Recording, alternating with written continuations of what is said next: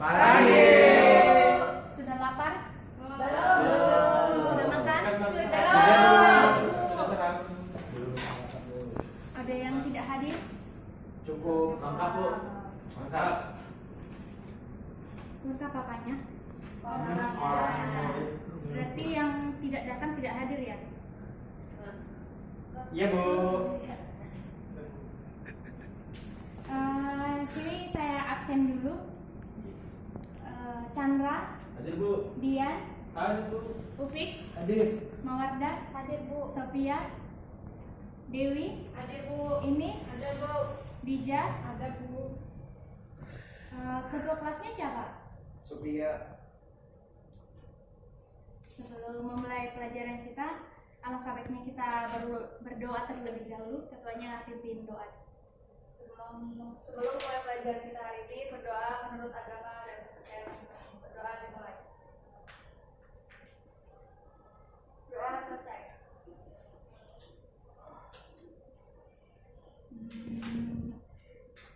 Sekarang kita masuk ke materi wirausaha kerajinan bahan limbah berbentuk bangun datar ya.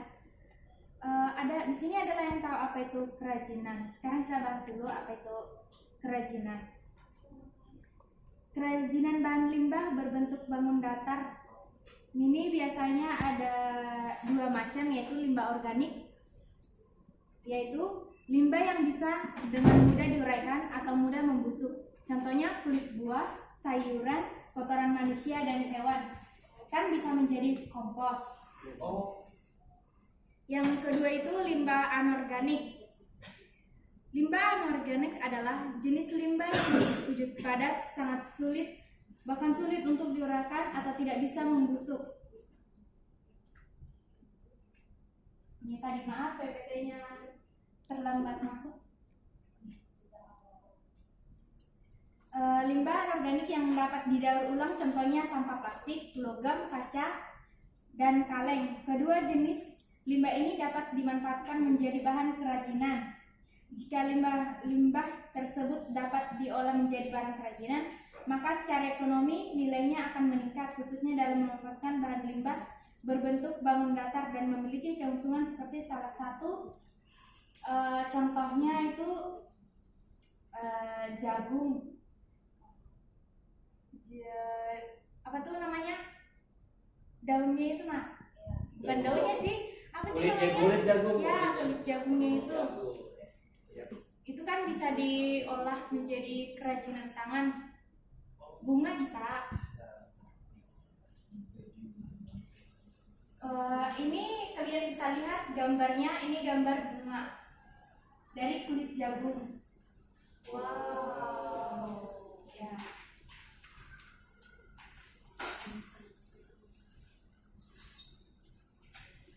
Produk kerajinan pada awalnya dibuat untuk tujuan fungsional, baik untuk kepentingan agama maupun kebutuhan praktis, ibaratnya kepentingan keagamaan, ibaratnya apa, iman adalah Kebersihan sebagian dari iman. ya, kebersihan adalah sebagian daripada iman, ya kan? Iya. Dan yang menjadi contoh praktisnya itu dijadikan sebagai bunga.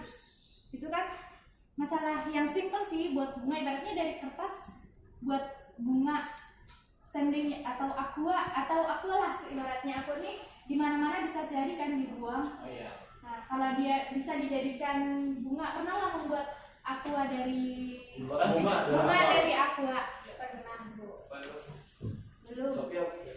Nanti kapan-kapan materi selanjutnya kita akan membuat bunga dari aqua ya. Iya Bu. Kerajinan adalah barang buatan tangan yang dihasilkan melalui keterampilan seseorang. Limbah adalah barang yang dihasilkan dari suatu proses produksi, baik industri maupun domestik. Membuat kerajinan dari bahan limbah bertujuan agar setiap orang dapat memanfaatkan limbah menjadi produk yang berguna dan memiliki nilai dengan mempertimbangkan nilai estetika dan nilai ergonomis. Nilai-nilai yang bisa didapatkan dari kerajinan ini kan bisa jadi bernilai jual tuh. Ibaratnya kita membuat bunga nih dari aqua botolan tuh, kalau kita jadikan bunga dicat menjadi bagus kan bisa dijual dan bisa menghasilkan uang.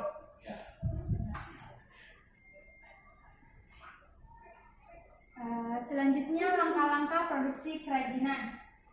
Ada perencanaan usaha, sistem produksi usaha, perhitungan titik impas, strategi promosi hasil usaha, produksi, laporan kegiatan usaha. Nah, satu persatu akan kita bahas.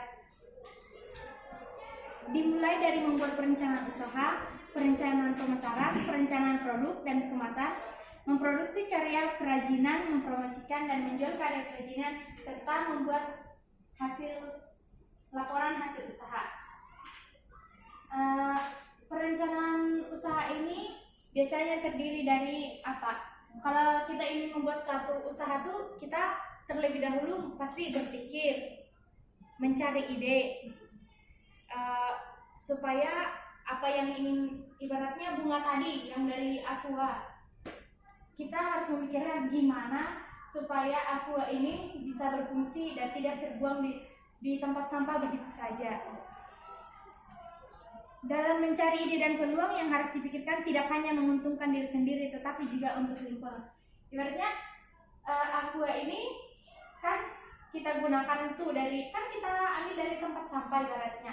Pokoknya dari barang bekas yang tidak digunakan oleh orang lagi.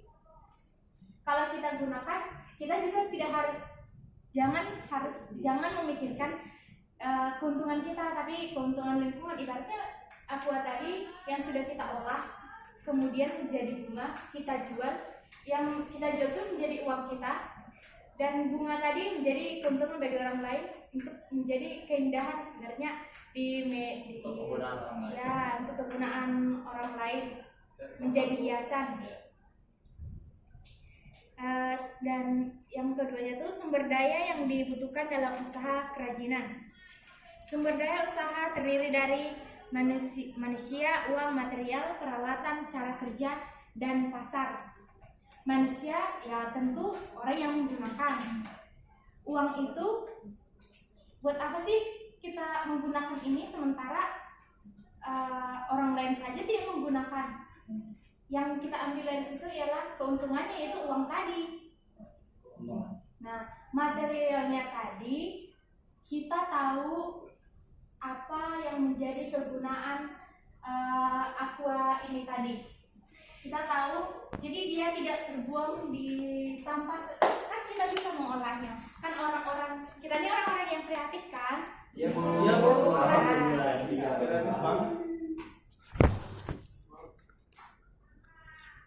Ya kalau peralatan yang digunakan tuh ya sesuai apa yang kalau misalnya mengolah bunga dari aqua nih biasanya yang kita butuhkan apa? Cutter, gunting, sama ya banyak ya.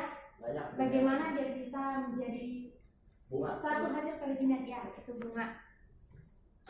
Kemudian perencanaan administrasi usaha kerajinan.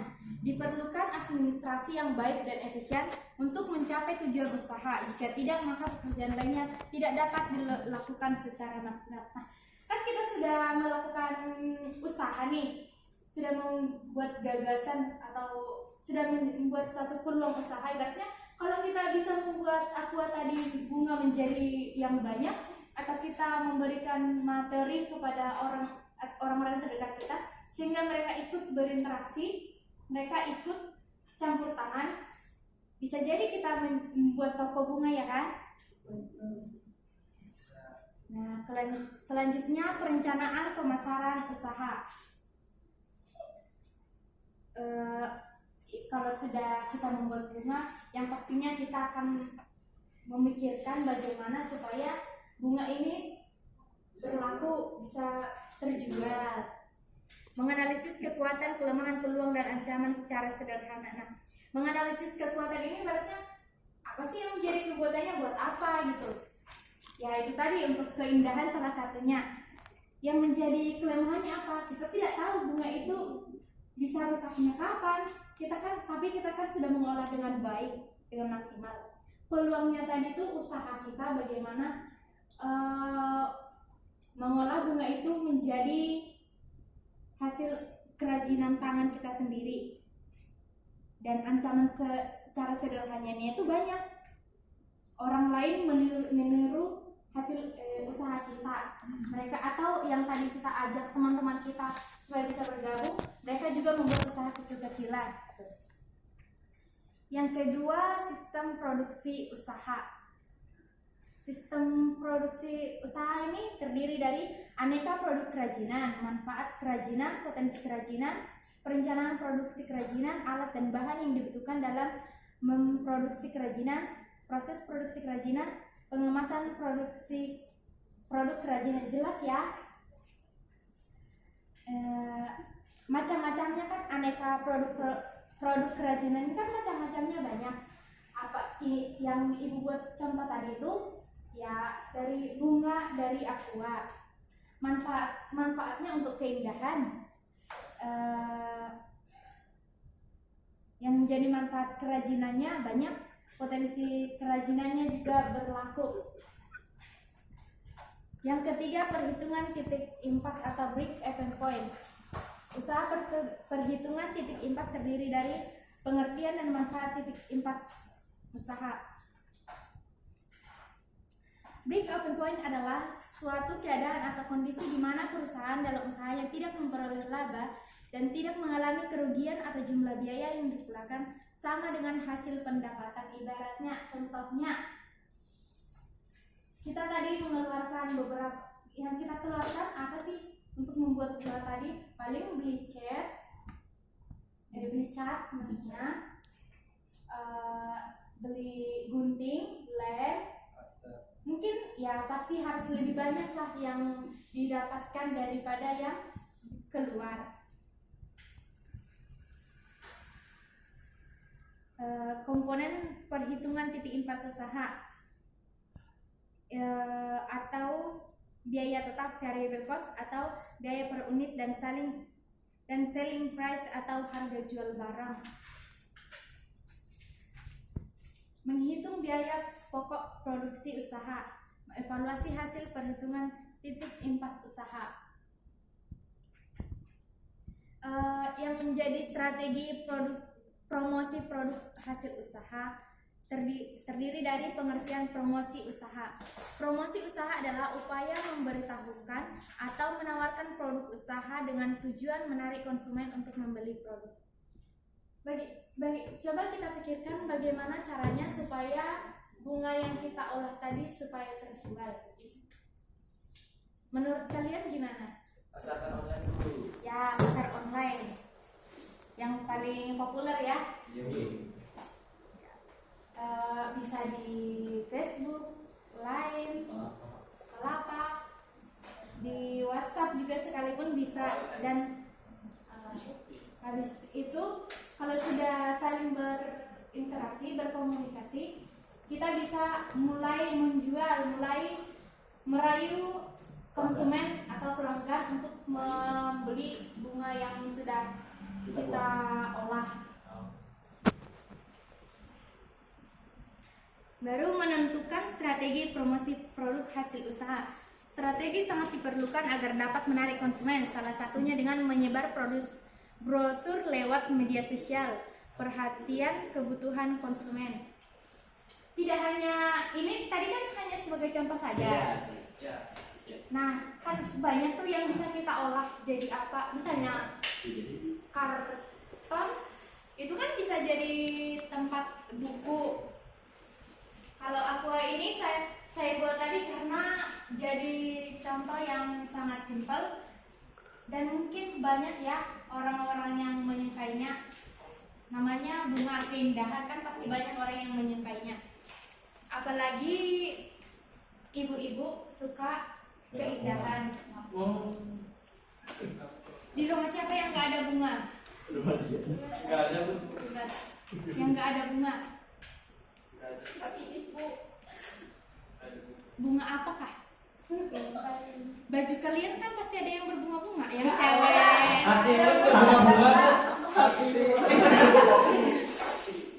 Canda Bu.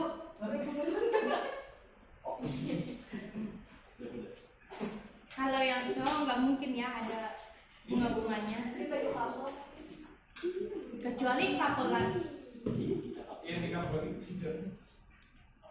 Melakukan promosi produk hasil usaha, yaitu tadi melakukan promosi menggunakan media sosial atau langsung bisa juga. langsung. Itu kalau usahanya kecil-kecilan. Kalau sudah besar, kalau sudah memang berkembang, kan kita bisa buka usaha. Misalnya, jangankan dulu membuka toko, kita di rumah kita kan bisa. Nah, di foto, dibuat ke media sosial, kemudian kalau semakin berkembang, kita bisa buka toko.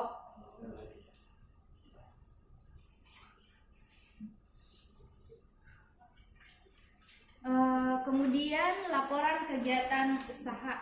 Laporan kegiatan usaha terdiri dari pengertian dan manfaat laporan kegiatan usaha.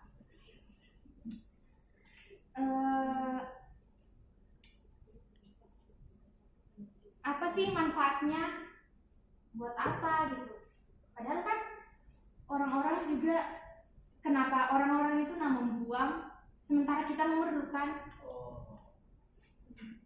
Mungkin kan setiap orang tuh mempunyai ide atau gagasan tersendiri.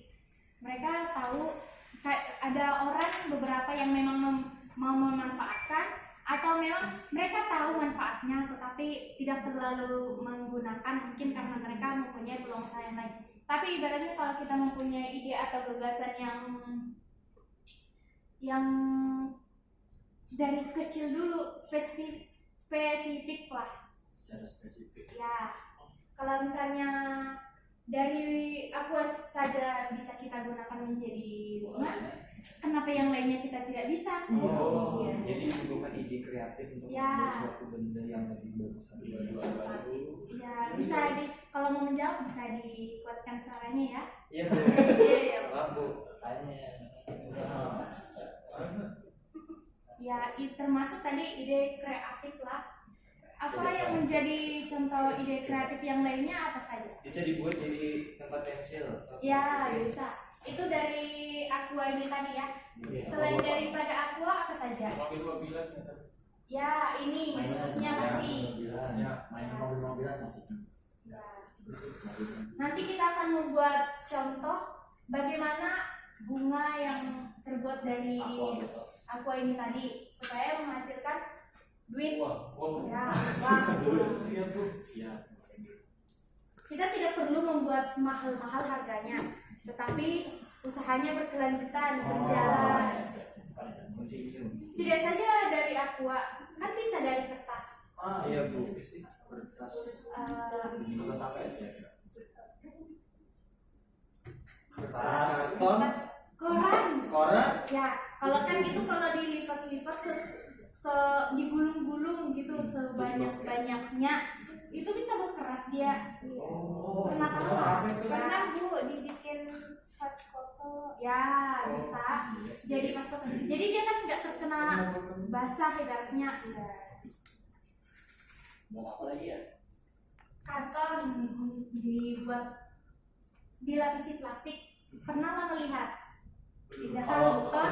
Dilapisi plastik. Dilapisi plastik. Kemudian gampang sih, ini cuma dibuat aja sampahnya ke dalam, sudah dibungkus dibuang. Jadi tempat sampah ya Bu? Ya. Tapi kan itu cuma ibaratnya bisa aja basah, bisa aja dengan kartonnya dibuang. Tapi bagaimana caranya supaya karton itu terpakai terus? Nanti kita akan buat beberapa kerajinan yang memang bisa kita gunakan. Jangankan kita jual, kita gunakan sendiri di rumah. Biar ada manfaatnya. Ya, biar ada manfaatnya, biar seperti sampah-sampah yang bertebaran di jalan. Tidak terbuang sia-sia. Ya, biar tidak terbuang sia-sia.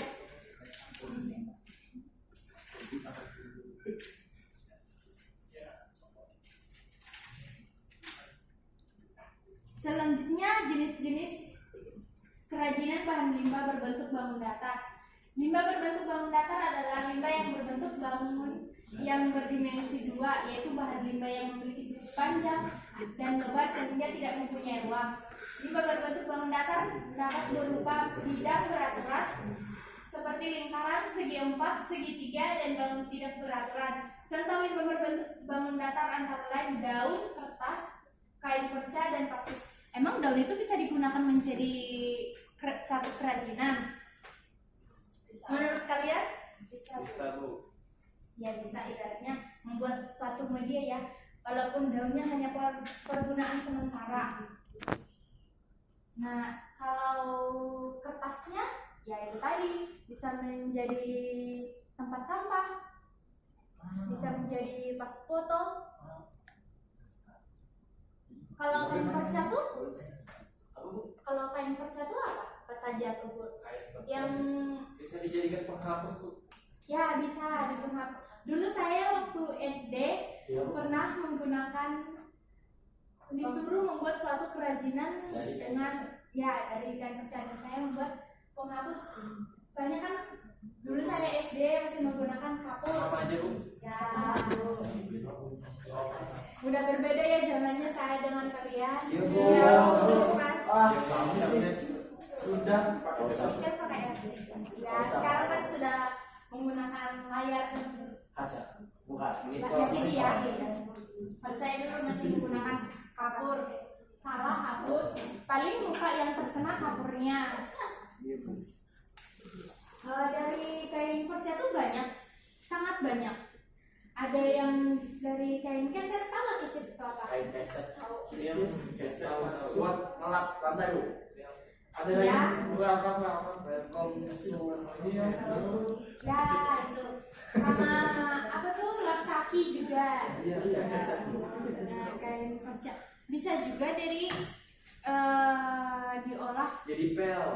Ya, kain pel bisa juga. Iya lagi apa sih? Apalagi tas, ya, Tas. bisa juga. Tas, dompet itu sejalan ya.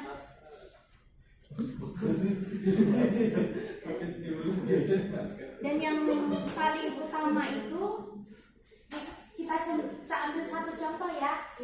Penghapus tadi itu kan cara kerjanya gampang. Cuma ambil kain perca, jarum, isi di dalamnya. Kalau nggak kapas, isi aja juga kainnya. Itu maksudnya dijahit tadi Bu? Ya, dijahit. Jadi digulingkan. Ya, Bisa jadi apa-apa itu. Ya, kreativitas ya kan. sesuai keinginan masing-masing. Oh. Ya, sesuai dengan potensi diri kalian masing-masing. Oh, iya, Bu. Apa Iya. yang bisa kalian Passion. gunakan. Passion. Paling Kalau dari plastik apa contohnya? itu tadi. Oh, kalau Jadi apa? Jadi apa? Dari plastik kira-kira apa? Plastik bisa jadi Kayak tempat sayur-sayur itu. Oh, jadi Sayur. tempat keranjang ya, keranjang dari belanja. Ya, bisa juga plastik. Jadi plastiknya Ya, biar nggak terkena basah apa? Supaya nggak terkena basah dia. payung. Jadi payung Bu. Bisa nggak Bu? Jadi payung. Bisa sih, tapi kurang kan? Kurang kuat. Kalau misalnya Kurang menggunakan payung itu, mas iyalah kita jarang-jarang kan plastik ini yang biasa terbuang kan, kita nih membahas yang plastik-plastik yang terbuang, ibaratnya kue itu, plastik-plastik kue itu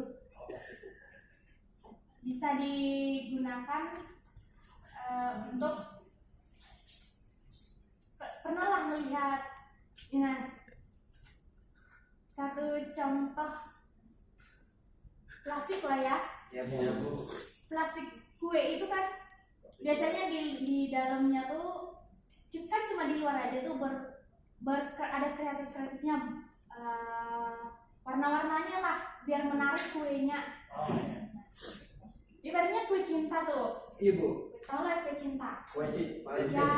Biar kalian lebih fokus, jadi saya ambil kue cinta Dia cinta. yang 1001 yang ada hadiah-hadiahnya gitu. Oh, Ya, sama dia. Ya. nah itu kan, itu kalau misalnya diputar balik kayak gini itu kan nggak kelihatan kue apa. Iya, iya. Nah itu bisa digunakan untuk misalnya tempat penghapus, Oh. tapi butuh lem. Oh, Nanti juga kita akan membuat contohnya kalau kalian belum pernah melihat. Oke. Karena zaman-zaman sekarang ini tinggal beli ya. Betul. Tinggal dulu.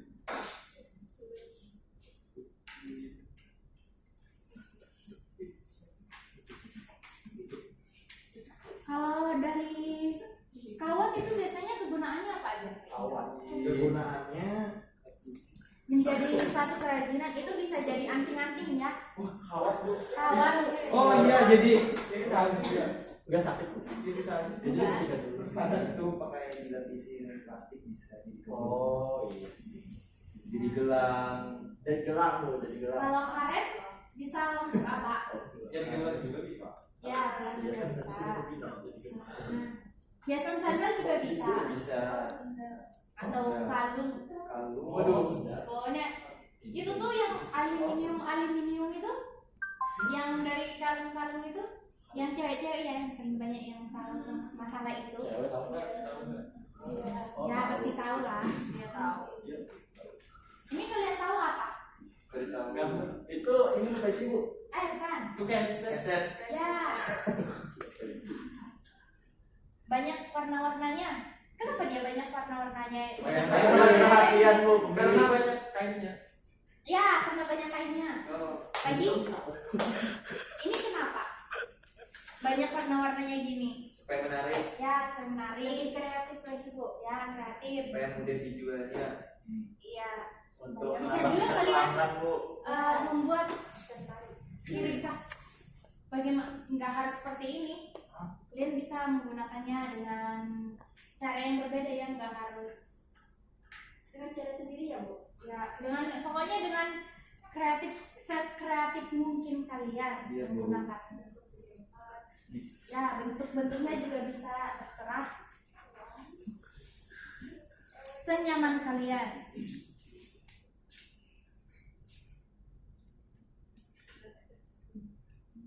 Teknik pembuatan kerajinan bahan limbah. Ini kan ada teknik membentuk, teknik menganyam, teknik sobek, teknik lipat, teknik tempel, teknik menjahit dan memotong.